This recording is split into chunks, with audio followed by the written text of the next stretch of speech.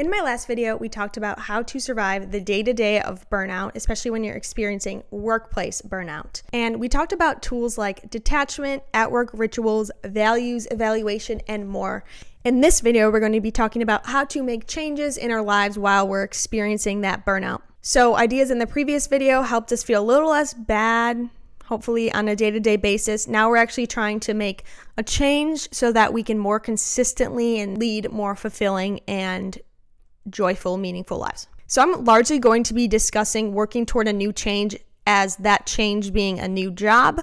But if that is a different specific change for you, I think things in this video could also work. So feel free to keep watching. My number one takeaway, in case you stop watching right now, is to know yourself and do what's true for you and what's right by you. So while I was working on these things that I'm about to talk about, and I have done these things in the past, ultimately, this time around in 2024, I made a decision to quit my job without having another job lined up. That was the decision that was right for me after careful consideration. And I don't say this to discredit myself from what I'm about to say, but I just wanted to say that there's not one way to approach anything at all. So my approach is going to be different than yours. If you are interested in my approach and how I came to that decision, I will link the I Quit My Job video in the description. All right, we're going to talk about 5 ideas in this video. So number 1 is to get clear on your goal. Are you looking for a quote unquote better job, whatever that means for you? Are you looking for a different job in a different industry altogether? Or are you in the boat of, I'm looking for literally anything but this? Because I've been there and I feel you. And that is a boat. And I think there are a lot of people in the boat right now. The boat's sinking. Knowing your end goal sets us up for ideas like 2 through 5. So hold on to that. So number 2 is energy management. And energy management is the idea that we have different levels of energy varying throughout the day in different seasons of our lives. Also, it's the idea that different people or activities can contribute to or detract from the energy that we have innately. So during this time of burnout, while also trying to make a change, it is very important to get super curious about how much energy we have and where that energy is going. At least for right now in this season, when you know that you're experiencing burnout, but you're also trying to make a change, you need to make some room for both of those things. Because we also recognize that this change could take significant time, as in months or a year, and we don't want to burn too hot in the beginning. We want this to be somewhat sustainable. I think it goes without saying, but we're not trying to burn ourselves out more by doing this. So this is how we are trying to offset some of the energy that's going to be spent on the making a change. So I'm absolutely not saying to conserve your energy by not having social activity, not having time alone. I'm saying it's worth scaling back perhaps or considering certain commitments or reprioritizing other things in this season. So I think there's sort of this idea for me that's like, if someone invites me to lunch, I'm like, oh yeah, like that's an hour. Even if I'm busy, I'm like, that's 1 hour. That's not going to cost me. But having that train of thought will allow you to continue repeating that over and over. And it's like the repetitiveness of continuously having plans without thinking about if you have room for those plans right now is where our energy really starts to dip. It's also about the anticipation of the plan and just the event and just like having things on your calendar that can decrease energy a bit, I think. What feels worse to me is getting to the week or the day of the plan and just feeling like I really want to cancel. I'm very overwhelmed right now. Why did I make this plan? And feeling resentful over that when really, even ahead of receiving the invite, I could have had a plan for myself, to actually think this through if this fit, because it's very easy to say yes in the moment. And you probably do want to do that, but then you forget, I do other things in the week that I'm not just going to have lunch with my friend one day and do nothing the rest of them. So if you're about to enter a season, I recommend just thinking about some of the places your energy is going. I don't want to give any specific examples, but if you do something social and it impacts more than just the time that you are with those people, then maybe you want to choose an activity that is more confined to just the time you're with those people. And I'm thinking of if you're a person who drinks alcohol and your 2 hours with friends could impact your next day. So it's just a consideration about your energy. Also, if this speaks to you, the idea of an energy audit, you could consider doing something like that, which is basically on one side putting what gives you energy, on the other side what is taking away from your energy. I know this is a pretty common exercise. I'm not going to do it right now. That doesn't feel right to me right now. Number 3 is to make a realistic plan. And for me, that looks like a weekly plan to follow based on whatever the goal is that you set in idea number 1. So it takes significant time and energy to apply for jobs. That's really where we get this idea that applying for another job is a full-time job. So I want you to think about a week in the life of you, whatever your name is, a week in the life of Molly. Create a slot that makes sense for job search tasks, for example. I think a weekly plan is a good frequency. I think more than that, I mean, you can go up to more than that if you can, if you have capacity for that. I'm just worried that if you're already experiencing burnout, that might not be the case. But I think a bi-weekly plan every other week might actually be too far away, like twice a month, might be too far away from each other that you kind of do get out of the routine. So that's why I'm kind of like, oh, weekly, but it's totally up to you. This is a routine that lets you do these tasks and make progress towards your goal, rather than you continuing to put whatever it is at the bottom of your to-do list every single day. So for me, that was every daily to-do list I had job search on it. Most of the time, especially when I had a job, going to the end, and not getting done, ever. So this is a designated time to do that. And hopefully this is obvious, but you don't want to get more burned out trying to make a change to escape burnout.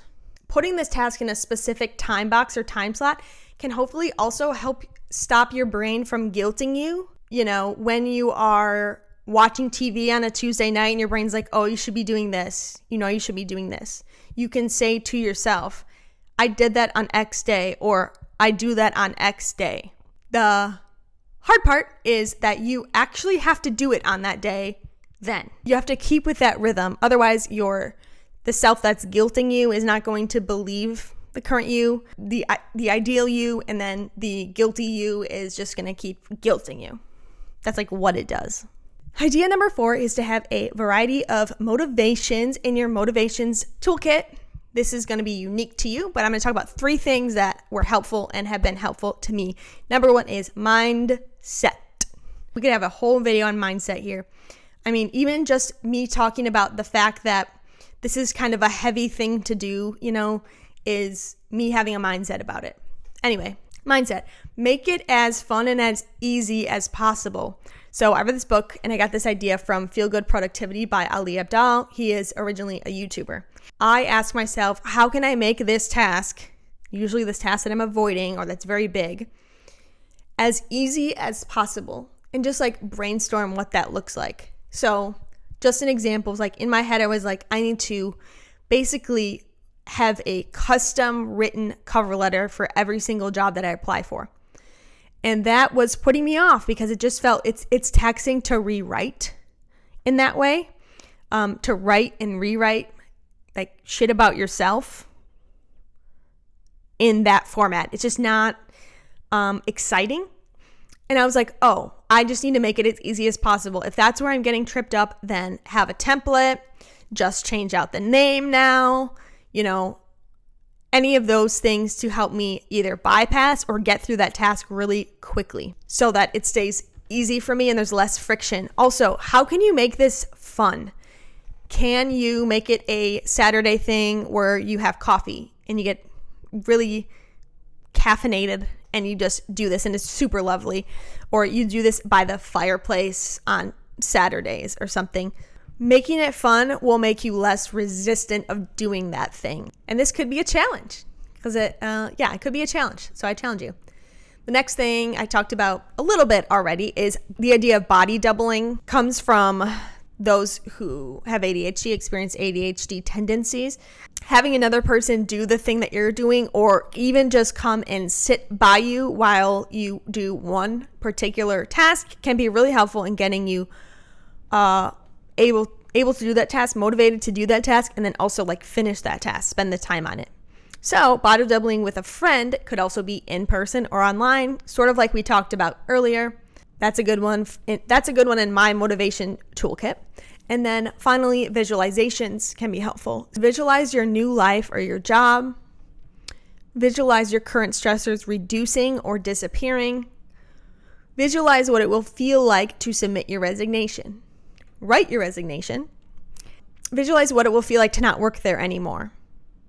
And when I say visualize your stressors reducing or disappearing, this is not you trying to trick yourself or being naive and that there aren't going to be problems in other jobs. That's not what you're saying. You are using this as a motivational tool to support you in doing something that will ultimately, hopefully, support your survival of getting out of this place and into one where you can heal. Number 5 is to apply indiscriminately. This is particularly for my perfectionists, for my fearful people, for my career-driven people. This is also for those experiencing burnout who know they're not looking for the perfect job, but still find themselves falling into the perfection trap that is their own brain. That's basically keeping them from mass sending out applications. Because if you go back to number 1, if any other job is what you are seeking, stop being so picky about it. Or if you find yourself being really picky, maybe it's not any other jobs. You need to go back and reevaluate. It's not any other job. Then get clear about what it is. You see how the end goal comes in and is important. With that being said, if you're any of the people that I just mentioned, you need to hear this, and you need to hear this from me. And I needed to hear this from me. And I eventually heard this from me, and it helped me.